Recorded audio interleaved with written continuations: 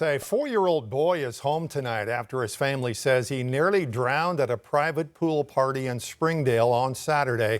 Now they're sharing their story to thank the people who saved his life and to help other families stay safe. 5 News reporter Taylor Howard spoke with the family that wasn't sure if they'd get to bring their little boy home. But then I open my eyes and my baby's here. And I just hug him more and I love on him more. So that wasn't. If you met Levi Shoemaker today, you'd probably never know what his family went through a few days ago. That's why the Shoemakers decided to share with us the hardest week of their lives. Today, the 4-year-old is back doing what he loves most, playing with his little brother and cousins. He just loves life. He loves his friends and family, and anytime he sees his cousins, and nothing else exists. He sees his cousins and fun begins. Saturday night, Levi was at a private pool party at the Springdale Aquatic Center. Springdale Parks and Recreation says the lifeguard spotted the 4-year-old unresponsive in the water, pulled him out, and immediately started CPR while first responders rushed in to help.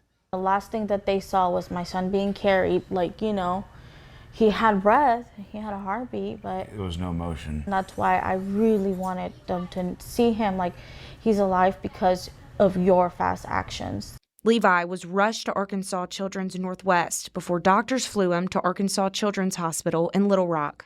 His parents never left his side. I'm on my way. I just held his hand and I was like, I'm right here.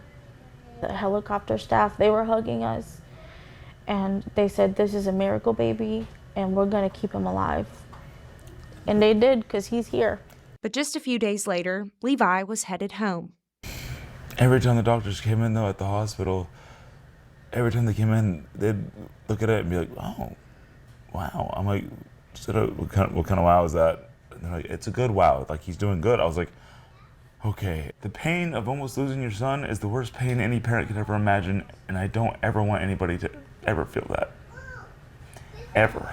Because it's terrifying. Now, the Shoemakers hope sharing their story helps another family avoid that pain. This can happen to anybody. Make sure you have the life jackets, and make sure that friends and family know, like, my son does not know how to swim. If you see him in the water, don't let him in the water. He's back, right where his parents hoped he'd be. We're just blessed. We have our baby here, and he's alive. In Springdale, covering news where you live, Taylor Howard, 5 News. Shoemakers also created an online fundraiser to help cover Levi's medical expenses. If you'd like to learn more or support the family, you can find that information on our website at 5newsonline.com. A criminal child sex abuse case against a Bentonville photographer now sparking new civil lawsuits. Russell Bloodworth has pled not guilty to more than 200 charges. Investigators say he used XAI, otherwise known as Grok, to create inappropriate images of children from photos that he took at work. Well, the family of one of the alleged victims is suing Elon Musk's AI company, claiming its chatbot did not have enough safeguards to protect children. The family's lawyer says this lawsuit is one of the first of its kind. I mean, it's the wild, wild west, really. And what goes into preparing it is we just there's no real precedent for the case or the research we're doing. It just takes a lot of independent investigation. We did reach out to X for comment on the lawsuit, but we have not heard back. Arkansas Attorney General Tim Griffin did provide comment stating his office is aware of the lawsuit and is conducting its own investigation. More details on the lawsuit can be found again on our website at 5newsonline.com. A Russellville couple accused of abusing and nearly killing their child pleaded guilty today. Christopher and Caitlin Freeman were arrested last July after their 7-year-old was taken to the hospital weighing only 28 pounds. Police say the child had suffered years of severe malnutrition and was close to death. Investigators said the boy was kept in a closet for an extended period of time and sometimes tied up with a rope. Hope County prosecutor says the deal was reached after consulting the children's caregivers, their therapist, and the oldest victim.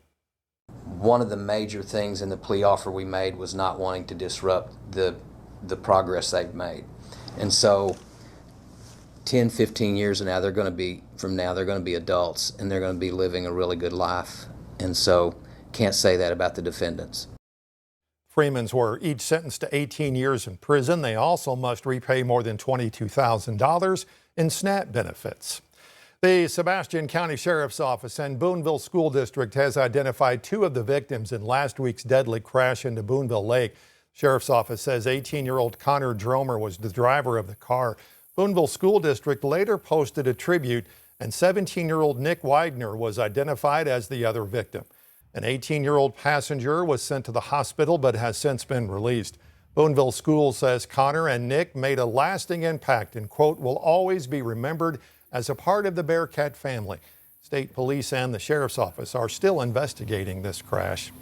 It is a case that has plagued the Barling Police Department for more than 30 years. The body of a man found floating in the Arkansas River near Lock and Dam 13 in 1993 has still not been identified, and now a partnership with a Houston-based laboratory will hopefully change all that.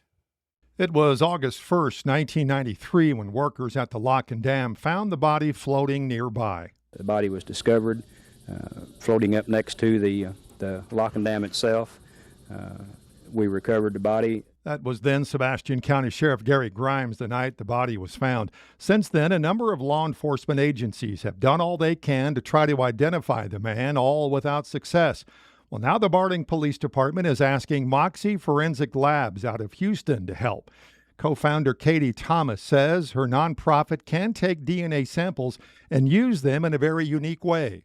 We partner with multiple labs across the United States, and we will assist them in getting a SNP profile, which allows for genealogy to be conducted. For a SNP profile, you can get matches from 5th, 6th, 7th cousins further removed and still identify our individual. In other words, Thomas says they go well beyond close relatives to try to find a match. We are able to get the DNA matches of our unidentified person in the databases that we are allowed to use, and then we build out family trees for each DNA match to help identify the person.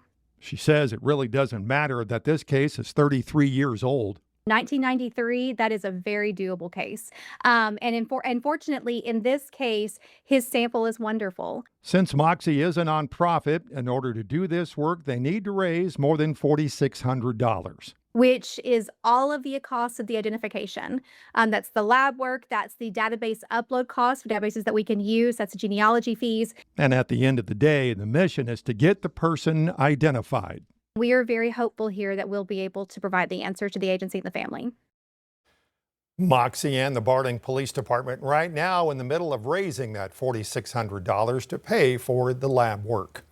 Fort Smith Police and Muldrow Police remembering the life of an officer who worked for decades at both departments. George Lawson was the Muldrow Police Chief from 2013 to 2023. Before that, he worked at the Fort Smith Police Department for more than 30 years. The department says many knew him as Big G and say his influence extended well beyond his years in uniform. He loved animals, and I think one of his biggest legacy is the work that he's done for the animal community in this area. There's several known instances of the horse rescue, Miss Kitty's rescue.